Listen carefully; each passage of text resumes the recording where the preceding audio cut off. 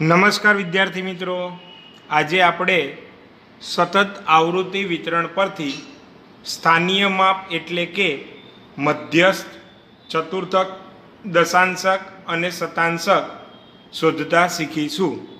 જેના માટે જોઈએ ચોપડીની અંદર સ્વાધ્યાય 3.4 રકમ નંબર 2. એક સેલ્સમેન છેલ્લા વર્ષમાં જુદા જુદા દિવસોમાં કરેલ મુસાફરીના કિલોમીટરની માહિતી નીચેના કોષ્ટકમાં દર્શાવેલ છે. મુસાફરીના કિલોમીટર જેને આપણે વર્ગ કહીશું અને દિવસોની સંખ્યાને એફ કહીશું. મધ્યસ્થ એટલે એમ, ત્રીજો ચતુર્થક એટલે Q3, આઠમો દશાંશક એટલે D8 અને 62મો શતાંશક એટલે P62 શોધો અને તેનું અર્થઘટન કરો. આપણી પાસે રકમમાં મિત્રો વર્ગ અને આવૃત્તિ છે, જેના પરથી એક સંચય આવૃત્તિ નામનું ખાનું બનાવીએ. 5 ના 5, 5 + 18 23, 23 + 24, 23 + 24 એટલે 47 + 7 તો કે 54 + 5 59 અને 1 એટલે 60, તો n બરાબર 60. તો આપણે પ્રથમ ગણીએ મધ્યસ્થ. મધ્યસ્થ વર્ગ શોધવા માટેનું પ્રથમ સૂત્ર છે n/2મું અવલોકન સામેનો વર્ગ. n એટલે 60, 60 ના છેદમાં 2, 60 ભાગ્યા 2 એટલે 30. મું અવલોકન CFમાં જોતા સંચય આવૃત્તિના ખાનામાં જોઈએ 30 ક્યાં આવશે તો કે 47માં. એ જે વર્ગ આવે એને આપણે કહીશું મધ્યસ્થ વર્ગ, અને આપણે શું કહીશું મિત્રો? મધ્યસ્થ વર્ગ. એમ વર્ગ આવ્યો 200 થી 300. મધ્યસ્થ વર્ગ મળે એટલે મિત્રો ખૂબ જ ધ્યાનથી જોવાનું, વર્ગ નિવારક છે કે અનિવારક. આ વર્ગ નિવારક છે. ઉપલા વર્ગની ઉર્ધ્વ સીમા અને નીચેના વર્ગની અધઃ સીમા એક સમાન હોય તો નિવારક વર્ગ કહેવાય. નિવારક વર્ગ હોય તો ટેન્શન નથી, પરંતુ જો અનિવારક વર્ગ હોય તો યાદ રાખવું છે આપણે ચેપ્ટર નંબર 2માં કે અનિવારક વર્ગને નિવારકમાં ફેરવવા માટે અધઃ સીમામાંથી 0.5 બાદ કરવા અને ઉર્ધ્વ સીમામાં 0.5 ઉમેરવા. તો મિત્રો અહીંયા L રહેશે 200 અધઃ સીમા, n/2 એટલે આપણે હમણાં જ ગણ્યા 30. ત્યાર પછી ઉપલા વર્ગની સંચય આવૃત્તિ જેને આપણે CF કહીશું. ઉપલા વર્ગની સંચય આવૃત્તિ છે 23. આપેલ વર્ગની આવૃત્તિ છે મિત્રો 24. C એટલે વર્ગ લંબાઈ, તો 300માંથી 200 બાદ કર્યા એટલે 100. તો જવાબ મેળવીએ 30માંથી 23 બાદ કર્યા એટલે 7, 7 ગુણ્યા 100 એટલે 700, 700 ભાગ્યા 24, 700 ના છેદમાં 24 એનો ભાગાકાર થશે 29.17, જેનો સરવાળો કરીએ એટલે જવાબ મળશે 229.17 કિલોમીટર. હવે આનું આપણે અર્થઘટન લખવાનું છે. અર્થઘટનની વાત કરીએ તો મિત્રો મધ્યસ્થ એટલે 50%. 50% દિવસોમાં મુસાફરીના કિલોમીટર 229.17 કે તેથી ઓછા છે. ત્યાર પછી વાત કરીએ મિત્રો ત્રીજો ચતુર્થક એટલે Q3. Q3 ગણવાનું સૂત્ર છે 3n/4 મું અવલોકન સામેનો વર્ગ. તો મિત્રો 3 nની જગ્યાએ મૂકીએ અવલોકનની કુલ સંખ્યા 60 છેદમાં 4. 60 ગુણ્યા 3 180, 180 ભાગ્યા 4 એટલે 45મું અવલોકન CFના ખાનામાં જોતા આપણે રકમની અંદર જોઈએ 45 પણ આવશે 200 થી 300 વર્ગમાં, જેને આપણે Q3 એટલે તૃતીય ચતુર્થક પણ કહીશું. વર્ગ આપણને મળ્યો મિત્રો 200 થી 300. હવે મિત્રો સૂત્ર મૂકી દઈએ Q3 નું બીજું. Q3 નું બીજું સૂત્ર છે Q3 બરાબર L plus 3N upon 4 minus CF ના છેદમાં F ગુણ્યા C.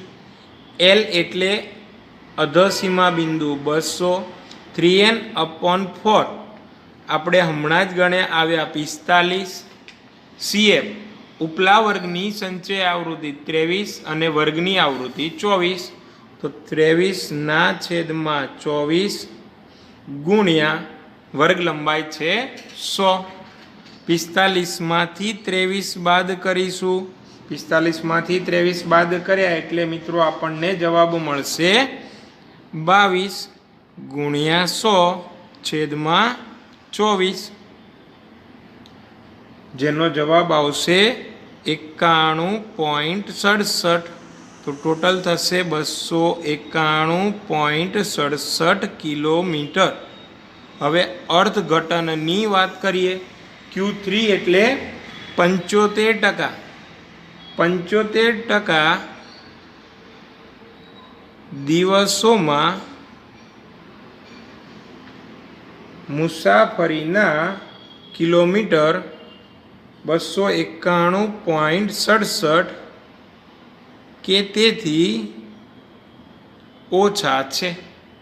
ત્યાર પછી મિત્રો માગ્યું છે D8. D8 એટલે 8મો દશાંશક. તો D8 નું સૂત્ર થશે 8N અપોન 10 મુ અવલોકન સામેનો વર્ગ 8 ગુણ્યા 60 છેદમાં 10. 8 ગુણ્યા 60 ભાગ્યા 10 કરવાથી જવાબ આવશે 48 મુ અવલોકન CF માં જોતા. તો મિત્રો વર્ગના ખાનામાં 48 ક્યાં આવશે? તો કે 54 અંદર. તો આને આપણે આ વર્ગને કહીશું D8 વર્ગ. વર્ગ છે 300 થી 400. નિવારક વર્ગ છે એટલે કોઈ પણ ટેન્શન છે નહીં. તો હવે બીજું સૂત્ર મૂકીએ. D8 બરાબર L plus 8N upon 10 minus CF upon F ગુણ્યા C. L એટલે અધસીમા. અધસીમા 300. 8N અપોન 10 આપણે ગણ્યા હતા, કેટલા આવ્યા? 48. ઉપલા વર્ગની સંચય આવૃત્તિ D8 ના ઉપલા વર્ગની સંચય આવૃત્તિ 47 અને વર્ગની આવૃત્તિ 7, એટલે 47 ના છેદમાં 7 ગુણ્યા 100. 48 માંથી 47 બાદ કર્યા એટલે 1 ગુણ્યા 100 એટલે 100. 100 ના છેદમાં 7. તો ભાગાકાર કર્યા પછી જવાબ વધશે 14.29, જેનું કુલ ટોટલ થશે 314.29 કિલોમીટર. હવે વાત કરીએ અર્થઘટનની. તો D8 એટલે 80%. D8 એટલે 80% દિવસોમાં